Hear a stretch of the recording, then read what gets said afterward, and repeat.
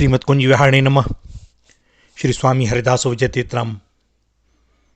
पद्म पुराण में एक उक्ति है कि अरे मूर्ख प्राणी, यह जीवन तो जल के बुलबुले के समान एक क्षण में नष्ट हो जाने वाला है, फिर तू क्यों इसे शाश्वत अविनाशी मानकर सदा पाप ही करता रहता है। भैया, शास्त्रों में ऋषियों आचार्यों द्वारा कही गई ये उक्तियां हमारे कल्याण के लिए बहुत आवश्यक हैं। हम अपना सुधार कर सकते हैं यदि इन पर चिंतन मनन करें, किंतु हम करते कहाँ हैं। प्राचीन समय में पुरुषोत्तमपुरी में एक ब्राह्मण रहता था। नाम था भद्रतनु। देखने में सुंदर और पवित्र कुल में उत्पन्न हुआ था। माता पिता उसे बचपन में ही अनाथ करके परलोक चले गए। कोई संरक्षक न होने से भद्रतनु युवावस्था में कुसंग में पड़ गया। भैया, युवावस्था धन, स्वतंत्रता और कुसंग, इन चारों में से एक ही हम लोगों को पतन के मार्ग पर ले जाने के लिए पर्याप्त है। और जहां यह चारों हों वहां तो विनाश को द्वार पर ही खड़े देखना चाहिए। सो सदैव सावधान। भद्रतनु कुसंग के प्रभाव से स्वाध्याय, संयम, नित्य कर्म आदि से विमुख हो गया। सत्य, अतिथि सत्कार, उपासना आदि सब छूट गए। यहां तक कि धर्म का निंदक हो गया और सदा परधन तथा परस्त्री को पाने की चेष्टा में रहने लगा। भोगासक्त और काम क्रोध परायण हो गया। जुआ, चोरी, मदिरापान सहित सारे दोष उसमें आ गए। नगर के पास ही सुमध्या नामक एक सुंदरी वैश्या रहती थी। बुरे संग में पड़कर उसका पतन हो गया था और परिस्थितिवश उसको वैश्या बनना पड़ा। किंतु उस वृत्ति से उसे बड़ी घृणा थी। वह अपनी दशा पर सदा दुखी रहती, पछताती, किंतु छूटने का मार्ग ना मिलता। व्यक्ति का एक बार पतन हो जाने पर फिर संभलना बड़ा कठिन होता है। भारी भीड़ में जो गिर पड़ता है उसका कुचल जाना ही सहज संभाव्य है।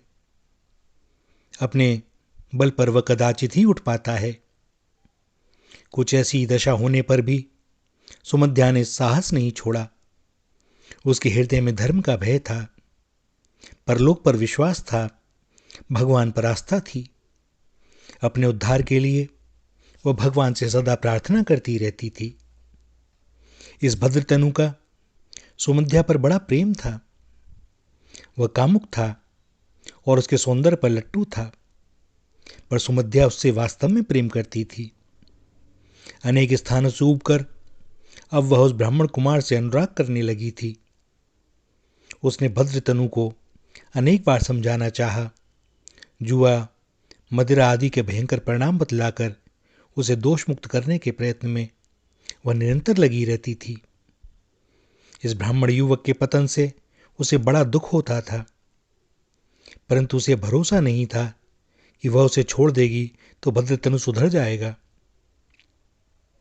फिर उसे लगता कि अपना भी तो पेट पालना है, अतः भद्रतनु को वह इस कुमार्ग से रोक नहीं पाती थी। एक दिन भद्रतनु के पिता का श्राद्ध दिवस आया।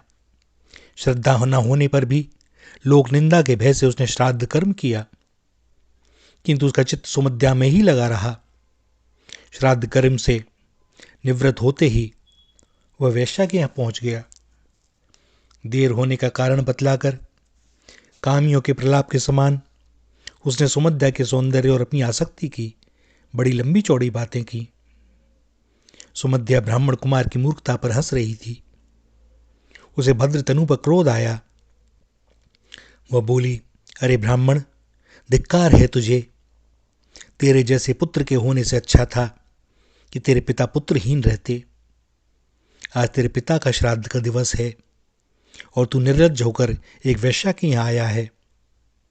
तूने शास्त्र पढ़े हैं, तू जानता है कि जो मनुष्य श्राद्ध के दिन स्त्री सहवास करता है, परलोक में उसके पितर तथा वह भी वीर भक्षण करते हैं। मेरे शरीर में हड्डी, मांस, रक्त, मज्जा, मेद, मल, मूत्र, थूक आदि के अतिरिक्त और क्या है? तू क्यों इस नरक कुंड में कूदने आया है? ऐसे घृणित शरीर में तूने क्यों सौंदर्य को मान लिया है? क्या मनुष्य शरीर तुझे पाप कमाने के लिए ही मिला है? मैं तो वैश्या हूं, अधम हूं। मुझ में आसक्त होकर तो तेरी अधोगति ही होनी है। अरे, यही आसक्ति यदि तेरी भगवान में होती तो पता नहीं अब तक तू कितनी ऊंची स्थिति को पा लेता। जीवन का क्या भरोसा? मृत्यु सब समय सिर पर ही खड़ी है।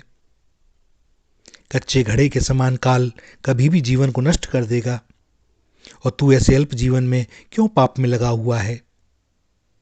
विचार क्यों नहीं करता? मन को मुझसे हटाकर भगवान में लगा। वे बड़े दयालु हैं, तुझे अवश्य ही अपना लेंगे। सुमध्या के इन वचनों का भद्रतनु पर आज बड़ा प्रभाव पड़ा। वह सोचने लगा, सचमुच में कितना मूर्ख हूं। एक वेश्या में जितना ज्ञान है उतना भी मुझ दुरात्मा में नहीं है। उच्च कुल में जन्म लेकर भी मैं पाप करने में ही लगा रहा। जब मृत्यु निश्चित है, जब मृत्यु के पश्चात पाप का दंड भोगने के लिए धर्मराज के पास जाना भी निश्चित है, तब क्यों मैं और पाप करूं? मैंने तो जब तप, अध्ययन, पूजन, हवन, तर्पण कोई सत्कर्म किया नहीं, भगवान की उपासना की नहीं। अब मेरी क्या गति होगी? कैसे मेरे पापों से छुटकारा होगा? इस प्रकार पश्चाताप करता हुआ वह सुमध्या को पूज्य भाव से प्रणाम करके घर लौट आया। सुमध्या ने भी उसी समय से वेश्यावृत्ति छोड़ दी और वह भी भगवान के भजन में लग गई। भद्रतनु पश्चाताप करता हुआ मार्कंडेय मुनि के समीप गया, उनके श्री चरणों में गिर गया, फूट फूट कर रोने लगा। मार्कंडेय जी ने भद्रतनु की सारी बात सुनकर उससे बड़े स्नेह से कहा, तुम पाप करने वाले होकर भी कोई पुण्यात्मा जान पड़ते हो, क्योंकि अपने पापों के लिए पश्चाताप, पाप से घृणा और फिर पाप न करने का संकल्प बड़े ही पुण्य बल से ही संभव है। संसारी जन तो पाप को पाप मानते ही नहीं, वे बड़े उत्साह से उसी में लगे रहते हैं। तुम्हारी बुद्धि पाप से अलग हुई, यह तुम पर भगवान की बड़ी कृपा है। जो पहले पापी रहा हो पर पाप प्रवृत्ति छोड़कर भगवान के भजन का निश्चय कर ले तो वो भगवान का प्रिय पात्र है। भगवान ही उसे पाप से दूर होने की सद्बुद्धि देते हैं।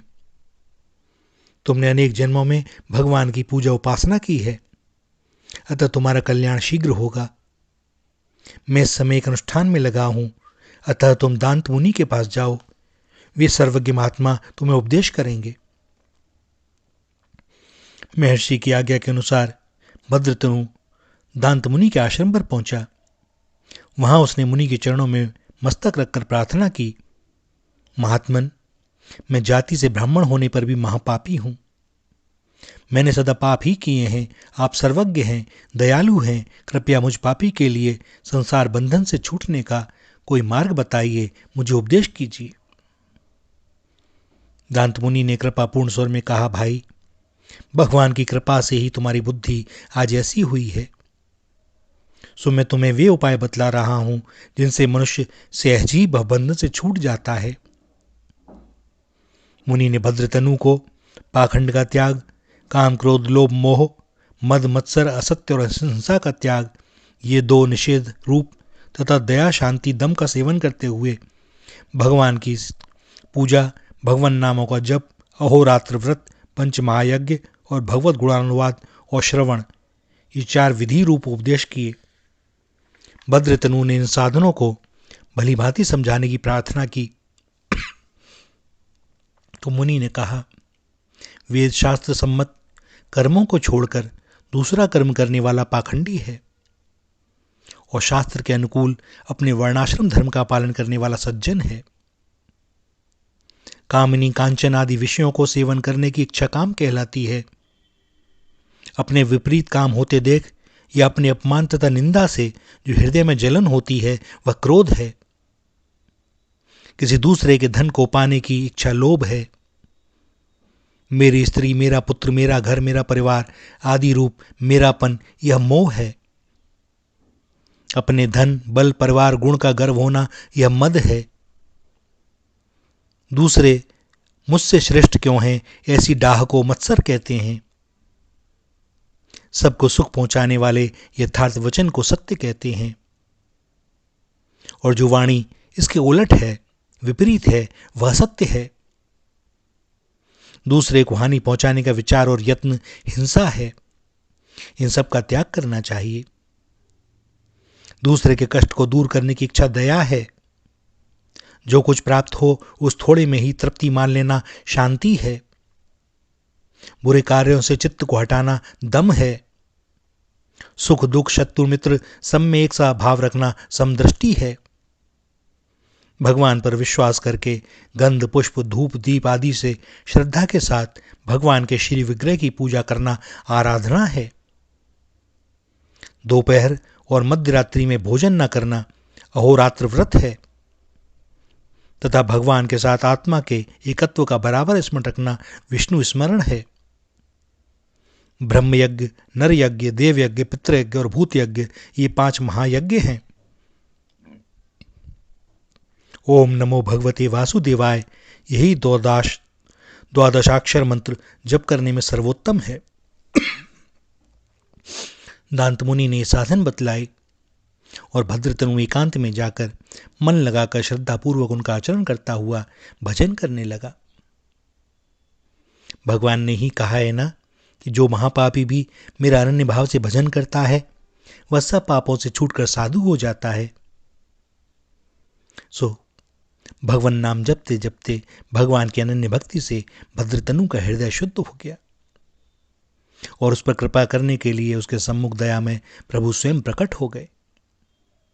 भगवान का दर्शन करके भद्रतनु को बड़ा आनंद मिला।